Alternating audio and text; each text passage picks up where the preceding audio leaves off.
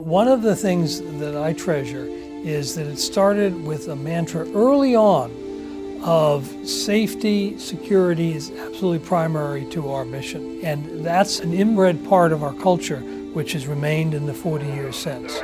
All lines on deck. All lines on deck on the start deck. 0.6 headwind. We need a team on board every ship that is highly trained and attuned to what the issues are, that executes our policies and procedures above and beyond compliance. Well, here I am entering the main mission simulator, Star Center in Dania Beach, Florida. One of the most advanced maritime training facilities in the world. For us, when we are in the simulations, it's like we are on the ship. We act the same way, we communicate the same way. We have to do the same things on the simulator as we have to do on the ship. This is not a video game. So we practice all the bridge procedures that we normally have. We have a pre-arrival briefing where the whole bridge team that's going to be participating in the arrival discuss what we're going to be doing, how the maneuver is going to be conducted. We do the same thing before every departure on every ship departing every port. Obviously, when we're underway, the officers on the bridge are navigating the ship. The most junior officer in the bridge is responsible for manually plotting positions on that paper chart. And he's using or she's using traditional methods of determining your position, even though the same thing is happening automatically on electronic charts. So we think that's a good balance, and it keeps some of the most important skill sets of our profession as navigators alive and well. The navigational command, as we call it, the officer of the watch, the first officer, is in charge. And it's his responsibility to safely maneuver and navigate the ship. So they have a huge responsibility.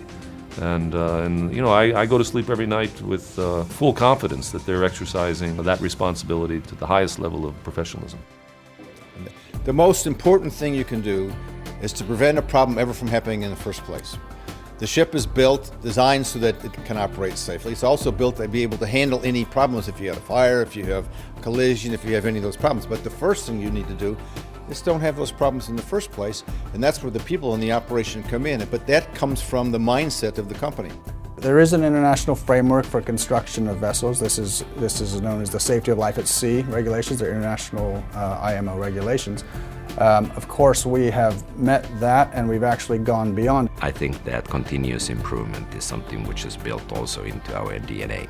In fact, it's interesting in the area of safety. We started a safety advisory board which included a former head of the U.S. Coast Guard, former head of the British equivalent of the Coast Guard, one of the foremost professors of naval architecture and engineering in the world, and had a very interactive relationship with them at all points along the way. This is really the nerve center when something happens on board. Using these 4 screens is really a way that we can gain situational awareness for everybody who walks in the room. They can see what's going on immediately and get an overview of a situation, and then use the screens for information purposes. This is the fire detection system for the entire vessel.